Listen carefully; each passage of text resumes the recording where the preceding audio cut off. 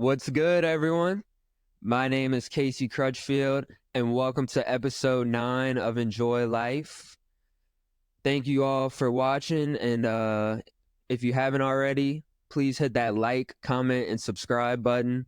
I appreciate all the love and support. Thank you so much. If you haven't checked out last week's episode, it was with my man LSU's Savion Jones. Make sure to go check that one out. Banger episode. And make sure to go check out all the other videos. And without further ado, the guest to my right, he is the youth sports sales executive for the Memphis Grizzlies, also the CEO of his own business, Hooping Helps, a man who does everything. My man, Mr. Nick Vallot. How we doing, baby? Good, brother. How you doing? Good. It's great to have you back, man. For those who don't know, Nick used to coach at Nichols, so that's how I kind of know him well from Quinn. And yeah, bro, he's got great energy, great story, great outlook on life. So I knew I had to get him on here. How you doing today? Good. I appreciate it. Thank you. No problem, bro. So just starting off, man, it's been a while. So how's life been? Man, life's been good. Moved to Memphis. Me and my wife, we just made a year of marriage. So Okay. You want to shout out the wife right quick? Shout out to the wife, man. She keeps me happy. She keeps me sane. And most importantly, she keeps me smiling. So That's the best. yes, sir. So just to kind of start off a little introduction, you told me off camera before we started that you're a triplet, actually. Yeah. Yes, sir. You want to? Me, Justin, Shane, we're triplets. So we're born like 7 minutes apart. So Okay. that's pretty cool. Do you think that the parents have a favorite, or? Well, growing up, I would say my brothers, they would say Shane was the favorite. But I would say, no, my mom and my dad, they loved us all the same. We just all had different personalities, so they had to adjust accordingly. Yeah. That makes sense. No, that definitely makes sense. So, what would you say? I always like to start off like early on. What was like your kind of childhood like? Okay. Because I mean, I have brothers and sisters, but I really never like seen them like during my youth years. So what was it like having two other brothers just around and growing up? Yeah, so and I actually have an older brother as well. He's a couple years old. I'm 24. We're 24. He's 27. So it was always exciting and fun, and sometimes a little bit too much. But we always had somebody to play with. So when we did 1-on-1s, 2-on-2s, we always had somebody to play with. And we all had different personalities. So if I needed my brother Justin, to handle something, I'm gonna go to Justin to handle business. If I want to clown or something, I'm gonna go to Shane. But if I really want to lock in and get like seriously focused and get some advice, I'm gonna go to my older brother Tyler. So it was like from a young age, I was able to navigate and use those and learn about different like personalities and how to utilize relationships with them.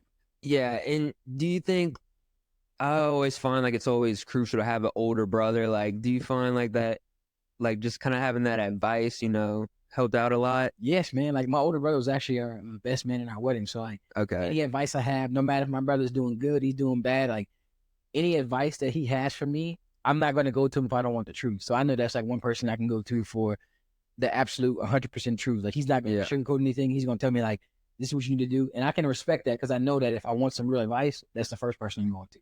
Facts.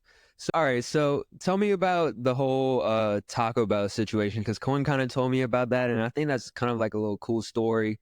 It would kind of help resonate with the viewers a little. Yeah, man. So when I was in high school, there was a flyer that I got in my backpack from Nicholls State, and my mom saw it as we had to see through backpacks. And so she scheduled like a tour day for me to come to Nicholls. And it was pretty cool. So I had my mind set on Nicholls once I came here. I loved the campus. I loved everything. And I didn't realize how far it was. And then also my name's Nicholas. So I was like, why not come to Nicholls State? Yeah. So when I was working at Taco Bell, I tried my best to make sure that when people would come through the drive-thru, I always had like great customer service. Good vibes. Yeah, because they're coming for like 5 minutes. They just come and pick up food, order it, and leave. So my goal was, even though some coworkers that I had there was always like negative and had the negative mindset and like rude to customers, my thing was I was always front line and center when the customers come to the window because I worked the drive-thru. So I made sure I was very nice, polite, respectful. And then the owners, I guess they started to realize that. My boss started to realize that. And then one day I'm getting ready to go to college, and my mom's like, we can't afford to take you to Nicholls State. You can go to the community college here. So Taco Bell somehow finds out that I want to go to Nicholls State. The owners are familiar with Nicholls State. Their kids went here. They went here. So I submitted this 2-minute video like 3 times. So the first 2 times, I 3 didn't get the times? scholarship. Yeah, the first 2 times I didn't get it, and I think I just wasn't prepared. And then my boss came up to me one more time, and she was like, "I really think you should apply for that scholarship one more time." So a little bit of background on the scholarship: you have to submit a 2-minute video explaining, why you deserve the scholarship, how to help you, and what do you hope to continue to do once you get it. So I did that. Didn't hear anything back, and then now it's time to go to college. Like it's almost 2 months before college. You got to apply, get accepted, everything. So Taco Bell goes. They set up this. So they set up this. They're like, hey, we're gonna transfer you to the Taco Bell in Thibodeau. That way you can go to Nickel State and earn money to pay for college. I'm like, okay, cool. So like, all we need you to do is come in and sign some paperwork, and then you're good. So it's like a Friday morning. I don't have school. I have like some sweatpants on, no socks, just slides. And I literally live like 3 minutes away from Taco Bell, so I don't walk there.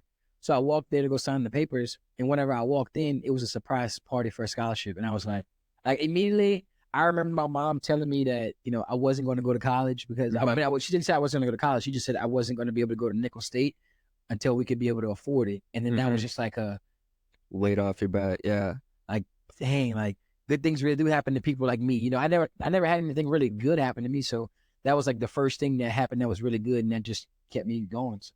Yeah, man. And I bet you were one of the better Taco Bell employees too, man, because, I ain't trying to diss the one in Thibodeau, bro, but sometimes those workers are a little rude. But and I think that played a big part in it. I think, the owners, I didn't realize who they were because I never really met them before that. But they probably come to the drive-thru. We have like people that would come to the drive-thru that Taco Bell would hire to come through to see how the service was, how the food was, the quality of the food, like the service, everything like that. So I think just being a genuine person, I actually liked working the drive-thru. I like making connections with people, talking to them. And I also knew that some of the people I work with were very rude. So I was like, how can I make their experience better? And I think that overall enhanced the experience. So if I ever owned a Taco Bell one day, I would hire people like myself to run it. So yeah. So moving on, get to Nichols. Do the Nichols assistant with the basketball team. If you had to sum that up, what would you say that was like? Well, I would say, so going to Nickel State, I'll be honest, I'm from Louisiana. I've never heard of Nickel State before I got to Nickel State, until I got like the little pamphlet or whatever. But I immediately was like a basketball player in high school. So I thought that I was going to come in and I was going to play on the basketball team and I was going to help them win a championship and make it to the NBA. I had these big dreams. And then quickly I walked into a practice one day and I see Tavon Sadler. I see Roddy Peters. I see Legend. Legend is 7'2", dive center. And I see all these big guys and I'm like, damn, like, ain't no way I'm about to compete. Yeah. So I was intimidated. I walked out. And then the director of player operations, he reached out to me and was like, hey, like, I know you might not be able to play on the team, but we're looking for managers. And then I started ducking him for a while. I'm like, I'm not being a manager, dude. I want to play because I had too much pride. And then eventually he caught me in the gym, him and the head coach, Coach Riley. They caught me in the cafeteria one day and they're like, hey man, are you ever going to come back to to be a manager? But Coach Riley thought I was already a manager because, he didn't think I was going to come try to play. So eventually Tyler Parker was like, hey, if you come back and be a manager, I guarantee we'll win a championship and you'll get your first ever championship ring. And sure enough, I did it. I took his word. I was like, all right, cool.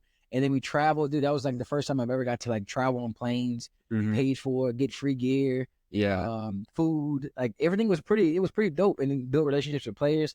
And then we won our first championship. So I would say, to sum that up, that was amazing. And then as the time went on, Richie Riley left, Austin Klotch took over, and he took me under his wing. And then after that, he promoted me to student assistant coach, where I was able to make money as well, like get it like 40 hours a week, whatever it is. And that was beneficial to help me pay for rent. And then my junior year, we were going to win a championship. We had Dexter in hand. We were balling, man. But then COVID happened, so that shut everything down. Yeah. And then we came back our senior year, and then we won a championship. So I started college with a championship, and I left college with a championship. So that's how it goes. Amazing. Amazing, yeah. Yes, and you got the hardware. Yes, sir. So then, moving on, leave Nichols, and you said you went work at a gym, correct? In Baton Rouge, yes, sir. And then, for all the Louisiana people, Hurricane Ida happens. And you told me, bro, like, they wanted you working there during the hurricane, bro. Yes. Yes. And I'm like, So, and I moved to Baton Rouge because when I was at my last year at Nichols, the players would make fun of me. They were like, a couple of years, like my sophomore to senior year, players would make fun of me. They're like, man, you always going back and forth after practice to Baton Rouge, like, because you're in love, man. And actually, I was. It was like, it was my wife now, but it was my girlfriend at the time. So I'd always go back and forth to see her. So whenever I graduated, that was my first thing. I'm moving to Baton Rouge. Mm-hmm. But Regimen Fit, oh, sorry, I don't say the name. But the company that I worked for wanted me to, like Hurricane Ida happened and we're trying to get gas. Like this was the first time I've ever been like really scared of stuff. So, we were living life on the edge. Me and my wife, both of our cars had no gas in it at all. The gas lights were on in both of the cars. And there's like a big Hurricane Ida's coming. They tell people, get out of here. Like, so she has family in Dallas. So we're getting ready to go to Dallas. So we get in her car, no gas. So I'm like, all right, take mine.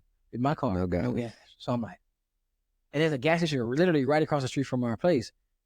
No gas at the gas station. Then we go to another gas station, there's no gas. And there's all these cars lined up. And I'm like, what the hell are we going to do? Like, so eventually we found a gas station that had gas and we booked it. Like we left. And then I get a call like from my manager at that time. And she was like, hey, are you coming in today? And I'm thinking like, did you watch the news? Because like Hurricane Ida was the way. Like, they're telling people to get out. Like, and then she was really upset that I didn't come. Like she was pressing you? Yeah, she was pressing me. She's like, if you're not here by tomorrow, like don't even worry about coming back. And then I'm like, okay, cool. Well, I'm in Dallas now because like it was the next day. So we drove to Dallas and she was like, when we get back, we have to talk. So quickly then I realized I'm like, this job is cool. But also they didn't really care about my well-being. Like they didn't care like, hey, are you good? Is your house okay? Are you okay? How's your girlfriend doing? Like it was more just get to work. And I'm not sure if anybody's driving on Blue Bonnet with the water flooding in Baton Rouge. Maybe in a boat. Yeah, exactly. And the power was off in Baton Rouge. Yeah. Like, so more of the story, when I got back, I had time to think about it, spend time with family. And I just went back and she's like, hey, we have to meet. And I'm like, okay, cool. We do. And I sat down in the office and I'm like, I'm putting my 2 weeks in. And it was kind of like, she thought she had control of the meeting. Yeah. And also when I said that, it was kind of like, oh snap. And I just explained to her, I'm like, hey, look, next time you get somebody like this, like or a person like myself or any other individual as well, like make sure you care about them as a person before, you just tell them like they need to be at work. Mic drop. Yeah. So great way to walk out. Yeah. So and then actually the owner, a couple weeks, I had 2 weeks left. So the owner, the next 2 days, the owner came up and he was asking me like, hey man, like, what do you want to do in your life? And I'll be honest, like he put me on the spot, but I always like to sound like I know what I'm talking about. Yeah. So I was like, I'm gonna work in the NBA. I want to work in the NBA. And he didn't laugh, but he was just like, okay, I think you could do it. I think you'll be really good at working in the NBA. And he was like, well, if you stay here, you can get promoted to be a manager, and then that experience will take you on. Yeah. And all right. So yeah, the owner here had a good relationship with him. And I kind of felt like, when he talked to me, I didn't tell him that I was leaving, but I kind of felt like, man, I'm leaving this guy. But I think it was one of the best decisions that I made, man. Yeah, and sometimes you got to take that leap of faith. Yeah, especially I had my girlfriend at the time. I was like, hey, she could tell I wasn't happy, so she was like fully supportive. And I think that was like very key and pivotal, because if she was like, no, you got to make money, you got to do this, I probably wouldn't be who I am today. So yeah. So then next, where did we? So actually after I left the job at the gym, I started picking up groceries. So yeah, Instacart. So I was one of the best Instacart shoppers. So I did that for a while. And then as I was doing that, I took time to like develop myself. Like I did like personal development, professional development. I would have these conversations with myself. Like if I'm talking to the CEO of a company, like how am I going to present myself? I would pay attention to how like successful people dressed, how they act, how they would go to the gym and stuff like that. So I started to implement those things in my life. And I think that was very beneficial. So when I started interviewing for like jobs in the NBA, Saints and Pelicans, like it was easy for me to relate to those people. So yeah. And so we finally get landed onto the Saints and the Pels. And tell me about that, like just like right when you got there, what did you think? So when I got with the Saints and the Pelicans, man, like when I got that call back and I was interviewing with them, it was like a dream come true, man. Like to be able to, from Louisiana, to work for the Saints and the Pelicans organization, like an organization that you grew up watching, loving, supporting. I think that was like a dream come true, like being able to work for the hometown team. And then also to tell all your, especially in sales, I'm telling all my friends and family, like, hey, I work for the Saints and the Pelicans. So if you need to come to a game or anything, I got you. Yeah. And it's like, damn, like now not only am I cool, but like now you know somebody that works for the Saints and the Pelicans. That's pretty good. So I think when I got there, it was more like a wow, but it was also pretty cool to see the organization from the inside instead of the outside. So and working for two organizations, so being able to work for the Saints and the Pelicans. Yeah, because I feel like, obviously we all see our favorite sports teams and, we see them, when they play. But just an operation that's got to be ran and, it's busy. So it's kind of interesting to hear about, like, how that works. Yeah. So then we make the move to Memphis, bro. Yeah, man. So a backstory on how I ended up in Memphis. So when I was working with the Saints and the Pelicans, I made a mistake, man. Like I was doing really well. I was doing great. I was loving it, man. I was having a great time. It's like I said, it was a dream job. So I was grinding. Not really spending much time with my family, my wife, with my fiance at the time. I was just more focused on like the goals that I set for myself and what I wanted to do and what I wanted to accomplish. And I was working like a machine, man. It was like I was on first one in the office, last one out. So work didn't start till 8:30. I'm there at 7. Work ended at 5:30. I'm there till 8. So it was like a grind, especially working for two teams. So I would say the transition to the Grizzlies happened because I got fired. So I made a mistake one day. I went to the arena early and I recorded this video of the arena. So the reason why I did the video was because I'm in ticket sales. So I would do this like collage where I would record the arena while it was empty. And then I would also record it when it was full and like make a collage out of it and get some excitement from it. And we were short staffed that day. So my boss was like, hey, I need you guys to get here early. We didn't work at the Smoothie King Center. We worked like in Metairie. So that was like 30 minutes away. So we drive to and from for game days. So we didn't really have much training on like what we could and couldn't do in the facility because we didn't work there. We just worked there on game days. So I think, that was a very humbling mistake that I made. But I didn't realize what I was doing at the time. I thought I was just, doing what I normally do, getting some excitement. And then I lost my job because of that, man. So that was like definitely tough on that part. So, and I think, what do you feel like you learn from that? Because sometimes you have those lows, you feel, and you got to learn from that, Yeah, I think that was like I'm not saying that was like the lowest point of my life, but it was almost one of the lowest points of my life. I think it was one of the lowest points in my life. I learned that I had a very supportive fiance, and I knew I can take the next step with her. Like she supported me no matter what. She supported me whenever I was up here. She supported me when I lost it all. So it was like more of I realized that I was replaceable. I thought that I was like doing really well. I generated $1 million in revenue in a year. I'm thinking like, no one's touching me. Yeah, I got promoted in 5 months. Like I'm doing my thing. Like that, I'm gonna keep climbing this ladder. Everyone likes me here. I build relationships, but one thing I realized is that I'm replaceable. And that I never really want a company or someone to have my, let's say like my career or my life in their hands, and it can just like take everything away at a drop of a dime. So what were your first impressions on Memphis, on the Grizzlies organization? So my first impressions were, I'll be honest, like I knew who Ja Morant was, but I didn't realize how big of a superstar he was. But my first impression of Memphis was, what the fuck is that? Like, you know what I mean? I'll be honest, I was like, what is Memphis? Like, seriously, I've never been to Memphis in my life. So I was like, when I was interviewing in the process, I told my my boss, I'm like, hey, I see you guys got a game on Friday. I'm going to drive up there. So me and my wife, we took the drive up there. And we stayed downtown, and Memphis was more like a culture shock because it looked like there was nothing there. Like it was nice, but it was like there's nothing here. Like we don't know what the outskirts look like. We just know Memphis. And then it was during St. Jude's marathon. They do a big marathon. So it was during that weekend. So that my first impression was like, we got to move here. But I'm just hungry for an opportunity, so I'll do whatever it takes. So yeah.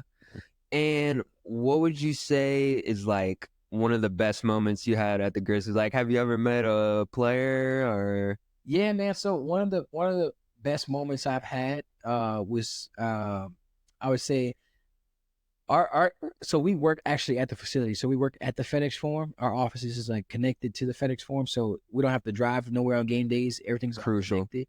Exactly, very crucial. Time consider. You don't have to like waste time driving or whatever. Once you're there, you're there. Your office is here. You need to handle anything is there.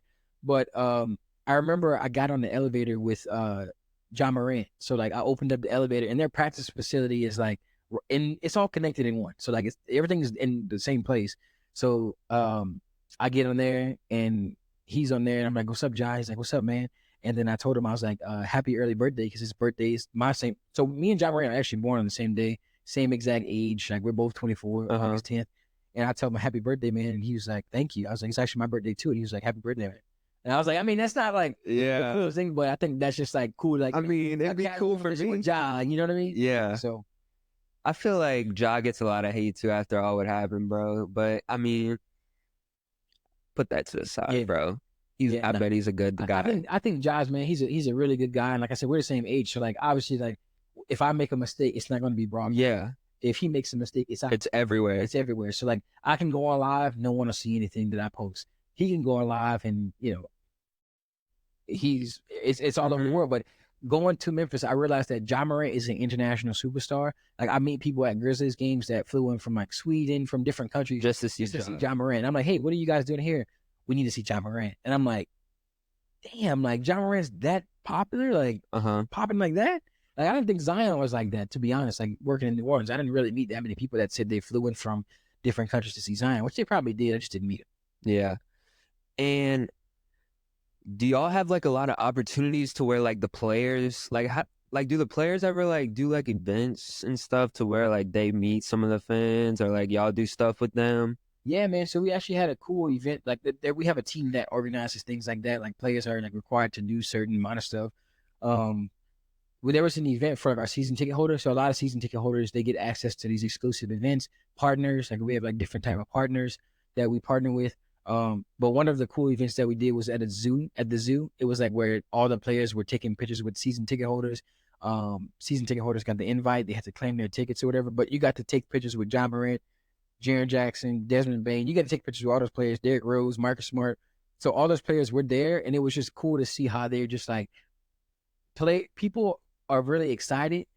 And I'm around it all the time, so like I don't really get excited anymore because I'm like, I see these guys all the time. Yeah, it's also pretty cool to see how like they're interacting with the players, and then they also are starting to become like, we try to keep it as casual as possible. So the more events we do, it's not like people are so excited to see them that much.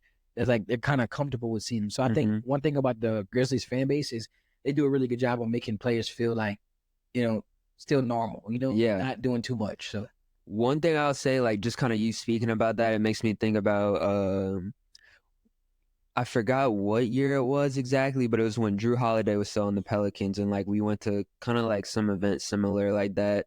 It was in the Smoothie King Center, and like all the players were down, like taking pictures, like talking with the ticket holders, and Drew Holiday just like sat and talked with me and Corn for like probably like 10 minutes, like just the most casual guy, like so down to earth. And before that, he was talking to like a mother or something and was having a good conversation with her. And it just kind of made me realize, like, they're same as us. Yeah. They're just on national TV all the time. Exactly. But they're human. They bleed how we bleed.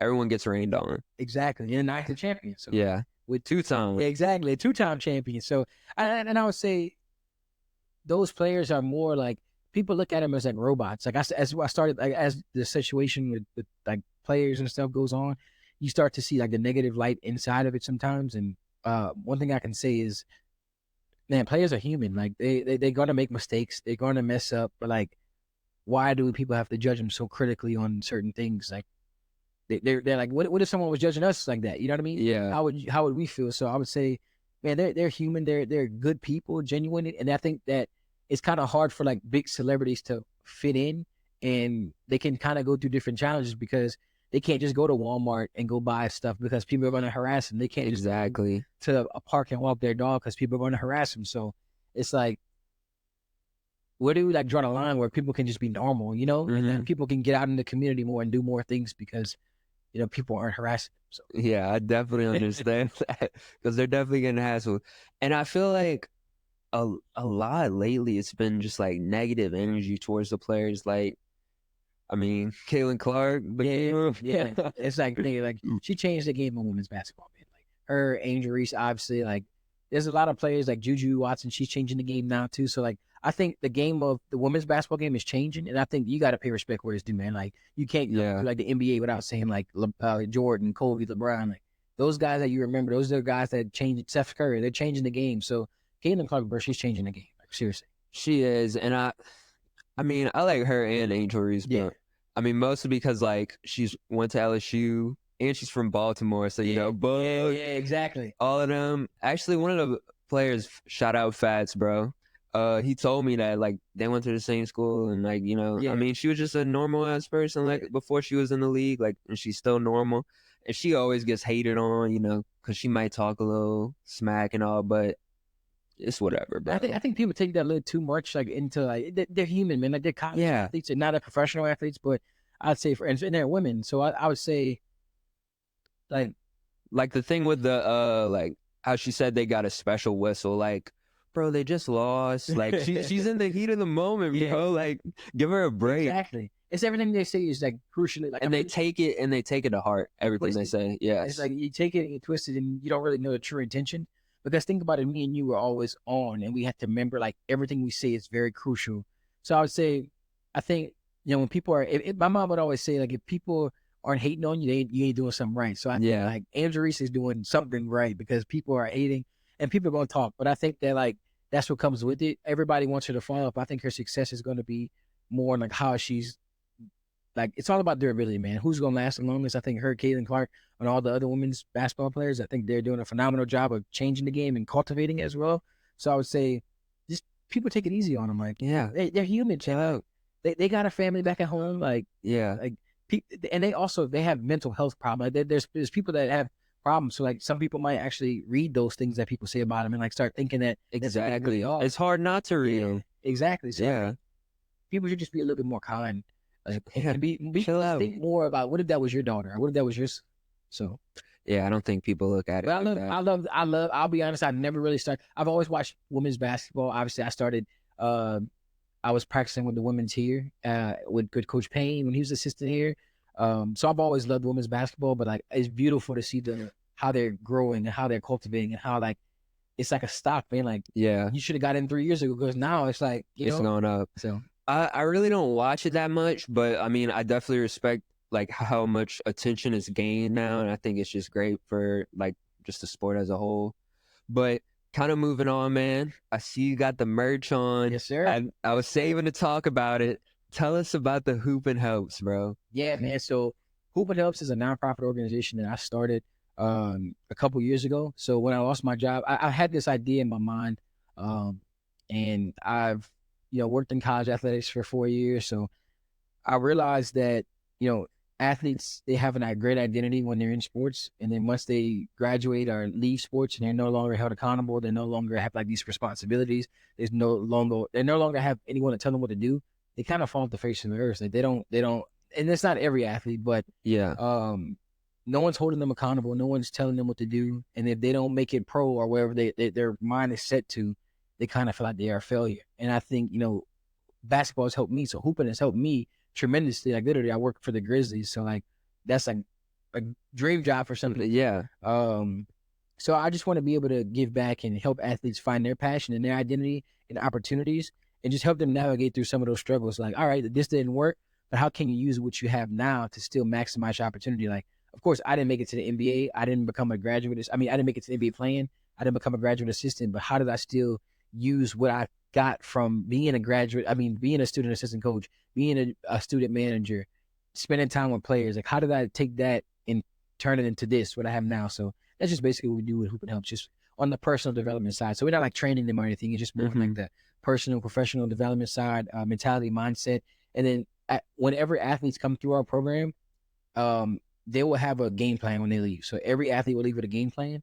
That way they can attack their goals, dreams.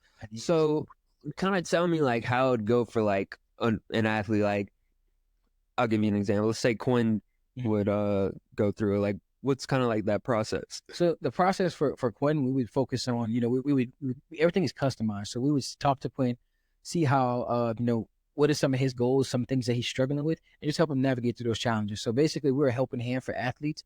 I know, and we also have former athletes that are on our team, a part of our organization, our executive director, she used to be a women's basketball player here at Nichols.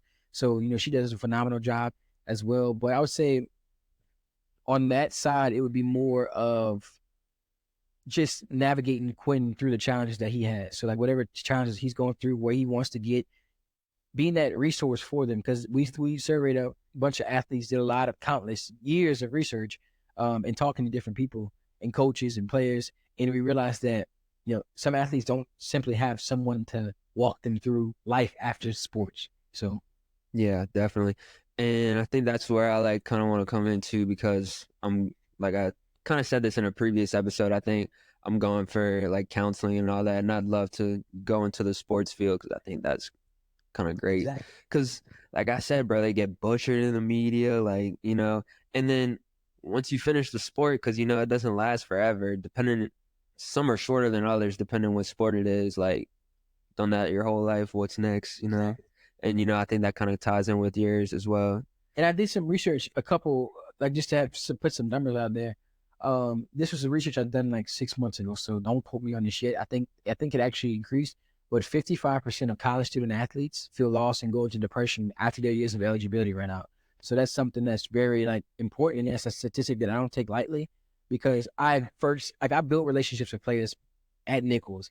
I understand, like, I didn't see it all. I seen players go pro. I seen players become head coaches, like the youngest head coach in the country, like Tavon Saller, obviously. Crazy. So it's like, all the setbacks that Tavon had, he played a tremendous impact in my life. And, Boog and I were roommates for a year when he was a director here. When he got hurt, I went to South Alabama for a couple months with him, and we did the camps there. And Boog's always been a person who's like mentored me. He didn't even realize he was mentoring me, but he was more like giving me real life advice, like, yo, get up, or like, no one's going, like, whenever this stops, no one's going to tell you that you got to do this anymore. Like, you only got this for so long, and then you're not going to have anything else. So I think Tavon motivated me more to do hooping helps than he can think.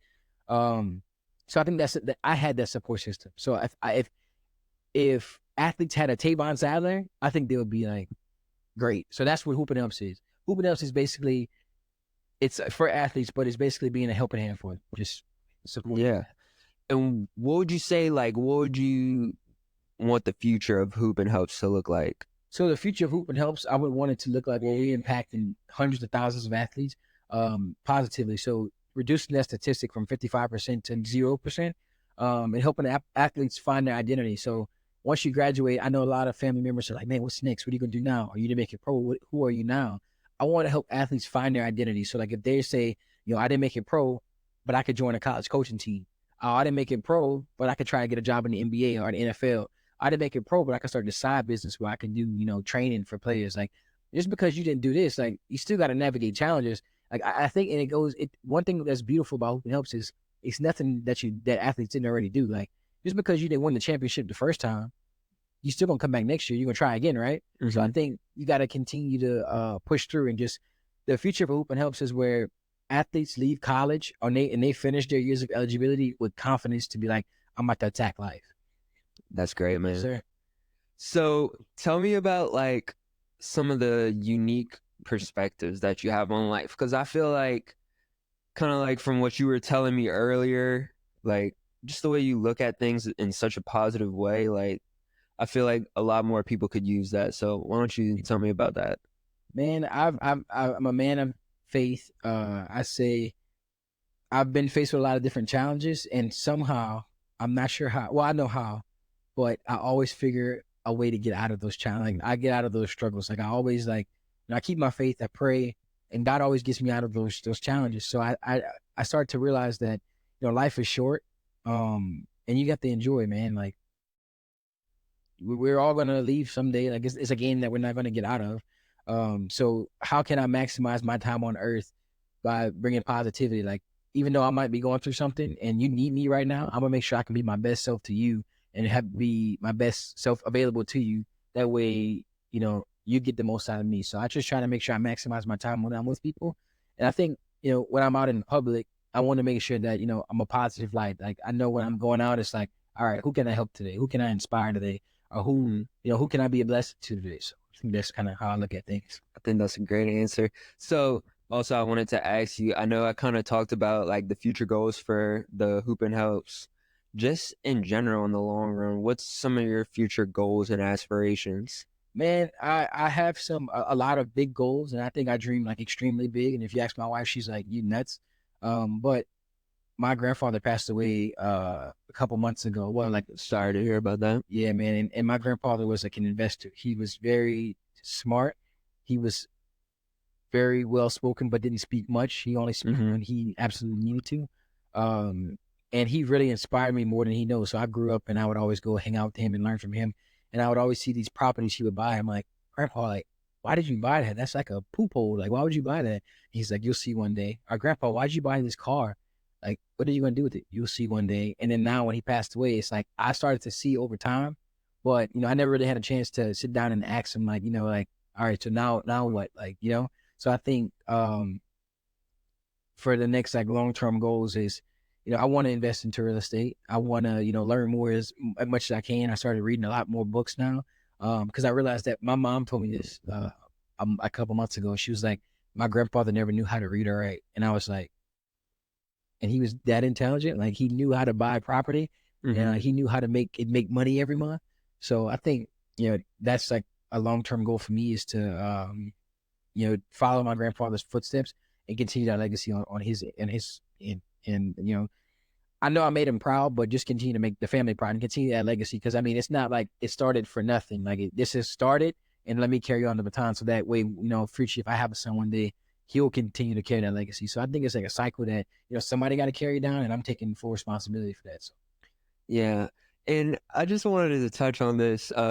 Do you ever slept at your grandparents a lot, I'm guessing? Like, would you go over there a lot? Yeah, man. Like, we used to do, like, man, my grandfather was like, if you ever met my grandfather, he was like the nicest person you'll meet. And that's kind of like to the point that we just made where, like, if I say I'm in public and I have a positive attitude, like, even though my grandma and grandpa probably had an argument or something, or like maybe my grandpa was pissed off about something, when we would come around, he would never, ever show you that he was pissed off. Like, he would never, for a second, like, kids are here.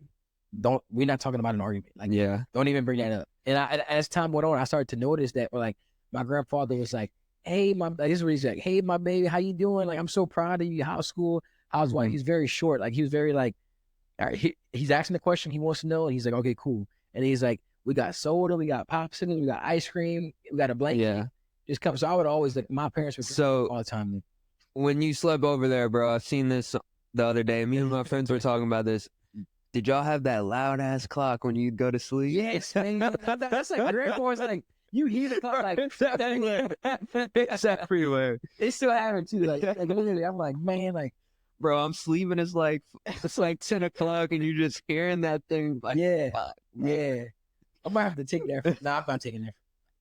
No, but it just kind of made me think. You mentioning that, are you gonna be excited to be a dad? Yeah, man. Eventually, whenever God says this, yeah, like I'll be extremely excited. Like I think I would always tell myself like, oh, I'm not ready to be a kid. I'm 24. I'm not ready to have a kid. I'm 24. But I would say I think you're never really ready for something like that until it's here and you're like, all right, I'm a dad now. Like how do I, navigate through these things? I think you learn, and that's why I kind of wish I can go back to my grandpa and ask him some questions about. When he passed away, I didn't realize this, but he had 35 grandchildren and 30 great grandchildren. So I'm like, damn, like how did he like have personalities to like everybody loved him? So it was maybe to see how he navigated through all those things, and then also now talking to my dad a little bit more, and so I'll be ready for whenever the time comes. Yeah, just preference, boy or girl?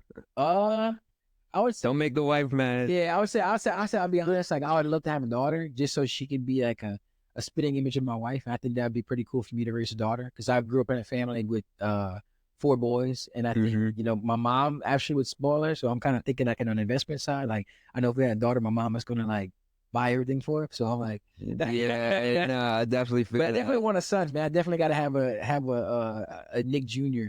So I know that's not like the common name, but I think that'd be definitely dope to teach what I know and to have like a little mini me. Yeah. I remember when I was growing up, man, I used to wear my dad's overall. I used to literally put on his overalls and go outside early in the morning and try to cut the grass with him. And he would try to let me do it. And my dad was more of like always a serious person. But when I would do that, he would just smile, man. And it's just like, I didn't really know that then, but when he would smile, I'd be like, oh, he likes this. I mean, let me keep doing it. I wake up every morning and I'm like, I want to be like my dad. So my dad would wake up in the morning too. And anything that he did, I would try to mimic it. So I think to be able to have a son that probably would try to do that would be pretty cool. I think that's like really every kid when they like first get into that age to their dad. Some of my earliest memories I remember, I said this in another episode too. My dad's a football coach, and I remember them going to the state championship a lot and just going there, bro. And they'd be all decked out, the khakis, the vest, the shirt. And I was like, bro, like, where's one? And literally for the state championship game, I wore the same thing as him. And like, I just probably little me about this tall, just walking around next to him. Cause he's like 6'2". My mom screwed me over. I'm like, hey, bro, she's 4'10". And I'd just be following him, grabbing onto his leg. Like, I just think that's like kind of every kid at that age, That's every father's like dream, like, to be able to like have your son there. And I think you just feel like safe. Like when I looked at my dad, like if my dad told me anything, I 1,000% knew I had to follow directions because like he's trying to protect me. So, even as time goes on, like sometimes my dad would tell me stuff and I'm like, I know, but I would still at least listen because I'm like, okay. And I would talk to him like, hey dad, like you said this, but as I got older, I'm like, this doesn't make sense. And he would explain why. So I think, one day I'll have. Do you find he was a little like strict? Yeah, my dad was very strict, man. He was very like old school. Like, this is how stuff has to be. Like, no, like you tripping. Like, you got to do this to get this. And I'm like, Dad, the game is changing. Like, it ain't like that.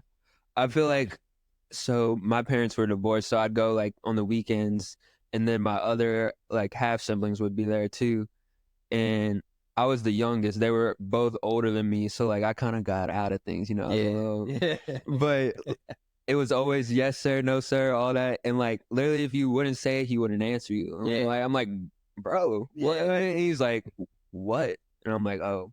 And then like just seeing him, that authoritative, like bro, like I don't even want to step out of line because like I ain't trying to fuck around. Exactly. I think that's good. I think you need that. I think like as a father, I would probably implement that into my kids, but I'd also be a little bit more understanding and like communicate a little bit more. I think sometimes like if my dad had a way, he would say no, and I'd be like, why not though? He'd be like, I said no, but I want to get an explanation. So like I think if whenever I have kids, there's something that I would explain to them. If I say no, I have to have a reason why behind like why I said no. That way they can understand it as well, and not just say, oh, dad's always saying no for everything, And I'm not even close to a parent, but I feel like you definitely do need to have both. Like you need to be understanding, but then on the other side, some kids are practicing, bro. So you better like they need to have that fear. Like my mom would say, you need to have that fear of God. So my mom made sure we had it, man. Because my parents, they're also divorced, so like my mom was more like she had to be strict on us. Like we got 4 boys, so like she taught us like things that like my dad taught us as well, but it was more like my mom was like when you start meeting girls, you start hanging out because like eventually we had to have that talk. So my dad had it with us, and then my mom wanted to just make sure we had it too. So she's like, all right, I'm gonna talk to y'all too. So normally they would do things together, and one thing I can say about my parents is like they did get divorced, but they still had a great relationship, and they were both still in our lives. So like they always communicated like what was going on, how this was happening. So I really appreciate them for doing that because they could have just been like, no, we hate each other. Like, I agree. It's kind of the same for me. They always both look out for my best interests, and they both provide for me extremely. So I got y'all back, both of y'all. But I forgot. I kind of wanted to touch on this before we go into the last closing segment, because just you kind of saying it made me think about it. Why do you think today that they have so many divorces? Like I looked at the stats the other day. I don't know the exact number, but it's just so many like piling up these days. Like it seems like the nuclear family is just like almost. I would say me and my wife have been married, just made a year like a couple of days ago.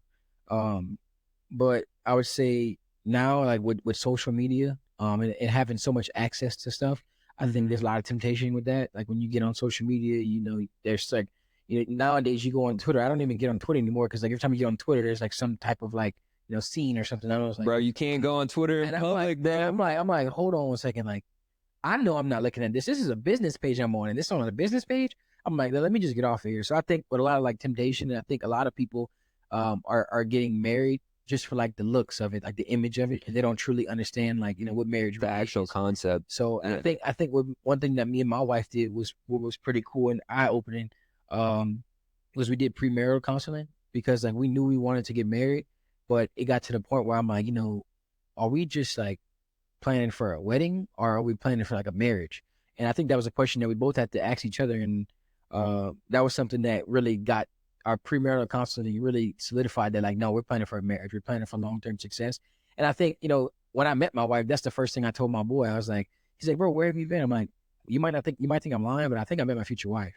And that's what I say. I say, and loyalty. I think loyalty and honesty. Like I think whenever you get married to somebody, you have to find like a best friend. Like for example, my wife's my best friend, so you just have to be honest with them. You have to be real with them. You have to tell them things that you're thinking of. Like, and I know it might not be always the best, but it's like hey babe, I'm going through this. Like, can you help me out with this? Or like, Yeah. just don't let them assume anything. Like you have to be vocal. And when people say communicate, you literally have to communicate like all that stuff. So like if I'm going through something or I'm thinking about something, or if I'm like, like for example, I get on Twitter, I'm like, babe, like every time I get on Twitter, I don't want you to think I'm like, because if she ever goes on my phone and she goes on like Twitter and she sees like Bad my news. was not like me liking anything or anything, but it's just like The feed. it's like I don't want her to be like, what are you looking at? But so I tell her, hey, look, babe, like I'll be honest. She's like, and then we had the conversation about it. She's like, oh yeah, I know. Every time I get on Twitter, I see stuff like that too. And I'm like, okay, cool. I'm not tripping. Yeah, But that's a good way to communicate. That way we're not like, I don't feel like I'm hiding anything, Yeah, bro, I forgot where I was at, bro, and I tapped on Twitter.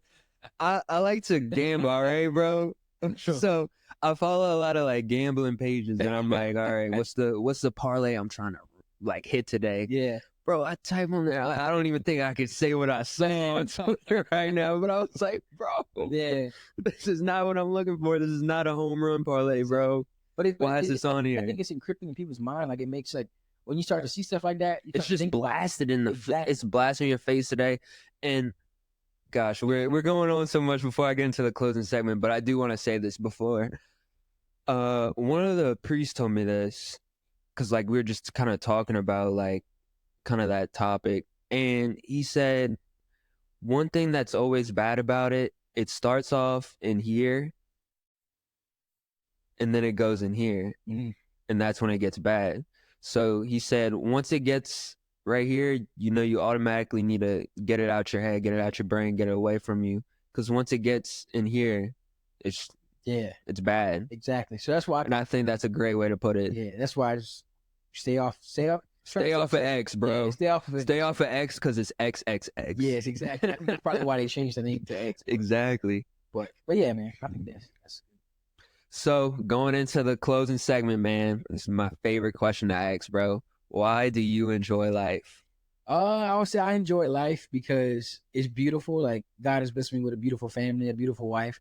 I think that I'm got out of situations that I shouldn't have been in. I've got into situations that I shouldn't have been in.